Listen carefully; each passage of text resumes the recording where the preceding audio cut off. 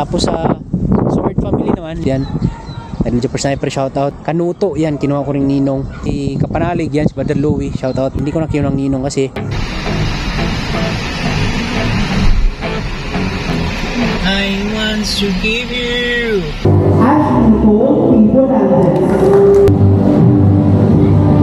Morning, today is recognition. Moving up pala. Ay, tama ba? Moving up, recognition. Recognition. Yan, naayos. Tingnan mo, naayos na yung ano. Ano ka na? Ayan o. Baba mo to, darling. Oh, naayos o. Yun o. Yan. Ganun mo, darling.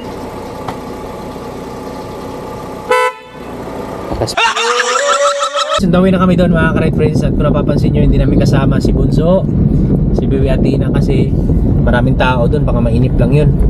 So ang kasama ko ngayon ay si Mrs. Good morning. Morning. At syempre ng aming honor, ate, hello. Hello po, good morning. Grabe, nakakatuwa talaga every year.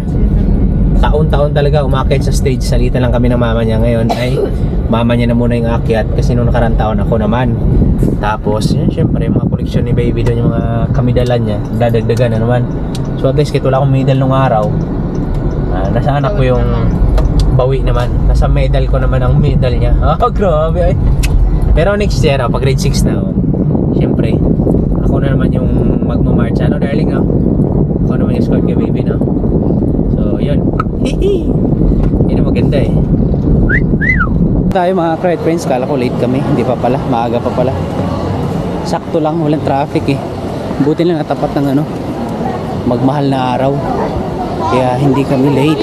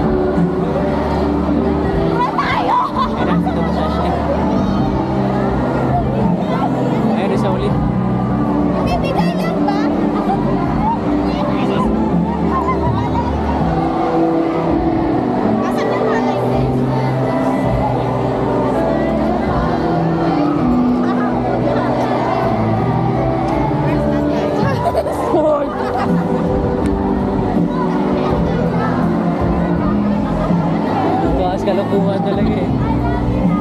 Santos kalukuhan niya eh. Pagdating sa'yo, ID.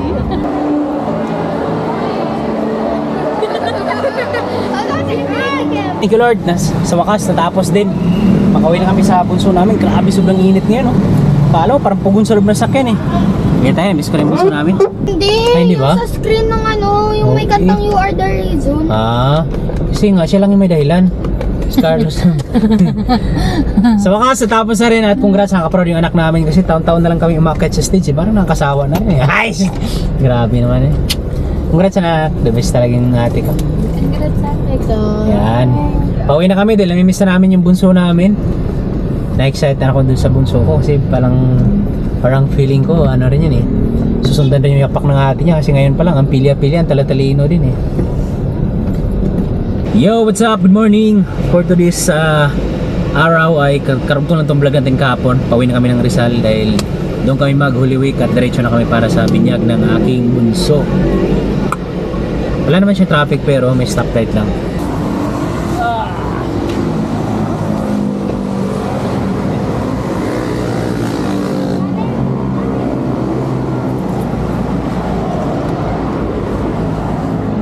Alright.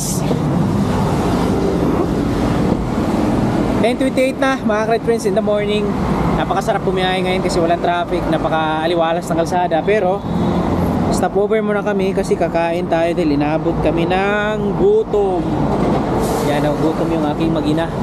Hindi pa kasi kami nag-almusal eh. So dito kami sa McDo ng Kalayaan. May Kalayaan.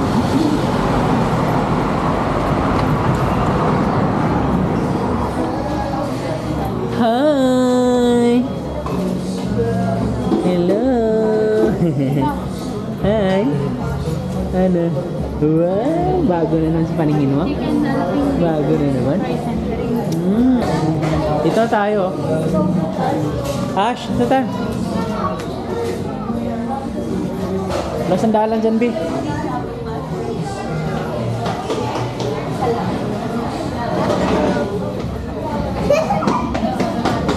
Yung ano ba?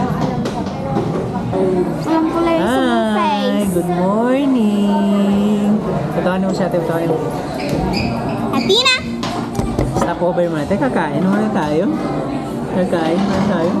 Malapit ka na magbinya. Ay, shoutout pala kay ano? Paring Rudy tsaka ni paring James. Drinks. Pineapple ba? Yun. Kakain lang muna kami saglit kasi nagugutom si ate. At si baby. Kala mo nung kakain. Uy, mulit yung gupit mo, baby, ha? Time check tayo mga great friends. Ang ating oras ay 5:10 na ng hapon. Pero grabe yung araw, oh. Tirik na tirik pa rin yung araw, oh. So, dito kami sa resort kasama ko si Mrs. You know? Sinilip na namin, tinignan namin kasi nung mga nakaraan kasi di ba hindi ako nakauwi nga dahil doon sa sakyan na pinaayos namin nung nakaraan nung nabunggo. So sumabit yung mga lakad namin. Ang pinasikaso lang namin dito yung kapatid ni Mrs. So bukas yung schedule namin. Sinilip ko dapat pupunta ako ng Laluma ngayon eh. Hindi na ako pumunta kasi nung oras na. May kilalan mo ako doon, diretso na lang ako bukas pag bumili ng lechon kasi bumili na ako ng lechon para hindi na kami masyadong mapagod. Magluto man kami ng ilang putahin lang para idagdag dun sa binili namin yung lechon para hindi kami mapagod ng gusto kasi syempre binyag yung kailangan namin ng lakas para sa mga bisita namin tapos yung mga asikaso pa. O ngayon masaya kami kasi na ayos na namin lahat yung preparation ng ilang araw din. So bukas diretso lang kami dito, sinilip lang namin para titingnan namin yung kung ilan yung lamesa na dapat lalagay namin kasi medyo marami-rami yung bisita namin bukas tsaka yung upuan. Tapos ang pinaka-importante sa lahat yung parking. Tininan ko yung parking kasi nga yung mga ninong at ninang ni Atina yan baka mas magsasakyan lang sila. So kung ilang sakyan yung kaya, so dito safe naman. So kahit magsasakyan sila lahat bukas, mahaba naman ang parking, oh. Ano naman to, parang private kasi to, subdivision lang eh.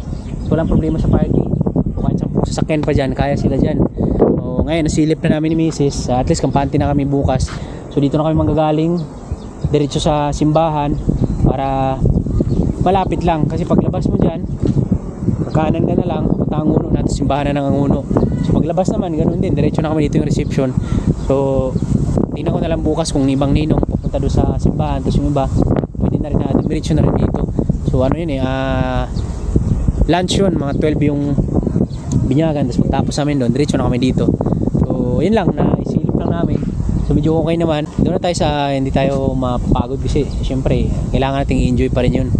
Magano na kami dito, overnight na kami bukas. So abang-abangan nyo lang yung mga iba pang kaganapan bukas. In-update ko lang yan sa venue na yan. Pero ang ganda dito kasi safe na subdivision siya, sa loob private lang. Pero tingnan lang namin, may nag-ano pa rin may naka-arkila pa kung ilan yung kasya doon kasi medyo marami-raming ninang at ninong sa mga kasama ko sa trabaho. Tapos kasama rin ni Mrs. Yan, medyo marami-rami yung ninang at ninong. Pero hindi naman lahat din makapunta kasi yun ang una. Meron din mga ninang at ninong sa ibang bansa. Yan, may kinuha ako na malapit din sa akin na kinuha kong ninong. Yan, simulat dati hanggang ngayon. Lagi ko pa rin sila nakakausap. So, solid talaga yung tao na yun. Yan, shoutout pala kay paring Rudy tsaka ni paring James. Yan, sila yung mga ninong at ninong na hindi makapunta kasi nasa ibang bansa sila So bukas na lang yung mga kasama ko sa trabaho. Tapos sa Sword Family naman, yan, siyempre may nakita akong comment doon kay Ma'am Susana ata yun yung pangalan nun, na nabasa ko nung comment sa nung karang vlog ko pa na sana daw kunin kong ninong si Idol Japper sa siyempre matik yun, kinuha ko ng ninong si Idol Japper sa Team Sword Family yun. Yan, at hindi lang siya, si Kapanalig yan, si Brother Louie, shoutout yan. Idol Japper Sniper, shoutout kay Kanuto, yan, kinuha ko ring ninong. So bali 3 silang ninong na kinuha ko sa Sword Family. Tapos si Kabugoy, hindi ko na kinuha ng ninong kasi inaanak namin yung anak nun. So bawal na yun na ninong kami ng anak niya. So kunin na namin siya ninong.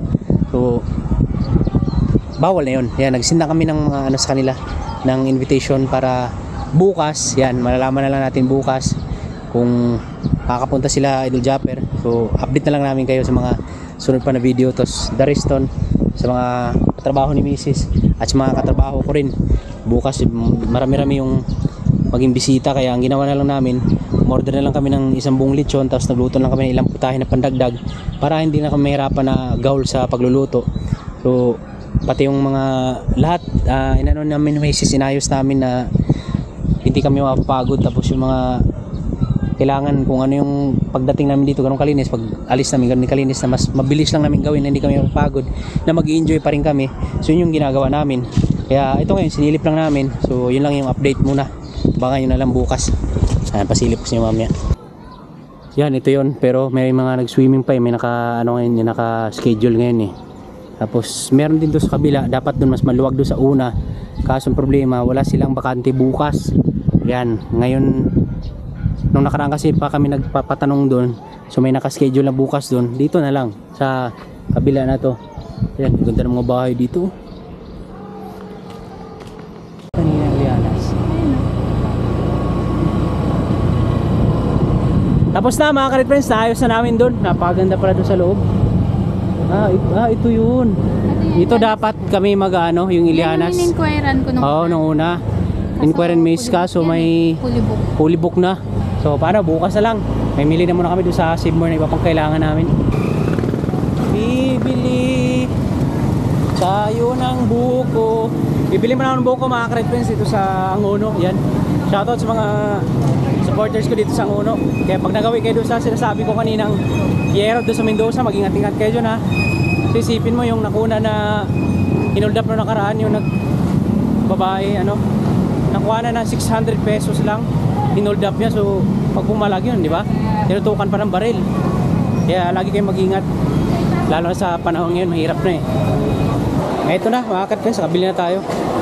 Kunti lang pala yung nagbubukas pa ngayon, hindi pa lahat nagbubukas dito. Sabagay, galing ng mahal na araw. Ba talagang kuha ng Insta360 sa GoPro? Kasi pagka ganito kadilim na, madilim na talaga siya. Hindi katulad nung GoPro, mas maliwanag. Ngayon, buko naman yung bibili natin. Dahil kailangan natin ang makabili ng buko. So balikan natin yung kanina na hold up mga kretins. Kawawa din kasi yun ang una na pag-alaman ko kanina, papabanyag rin pala siya bukas. Tapos ang kawawa pa yung pera niya yun, pandagdag pala yun sa binyag. Tapos ang hanap buhay niya, yung parang nag-waiting. Tapos buti na-remit niya ng waiting niya na pera. Tapos ngayon, umutang na naman siya ng 5,000 para sa kanyang pag ano, video lang. Kanyang pagpapabinyag dito. Ayun, buko. Magkano isa tayo? 45 po. 45. Sige po. Radyo, suki ko dyan eh. Sa dulo. Ayun o, yun o. Dito na tayo bibili. Buti, maabot pa tayo, pasara na rin eh. Di ba kasi lahat na bubukas ngayon? Dahil gawa nung galing pa kapo ng Biyernes Santo.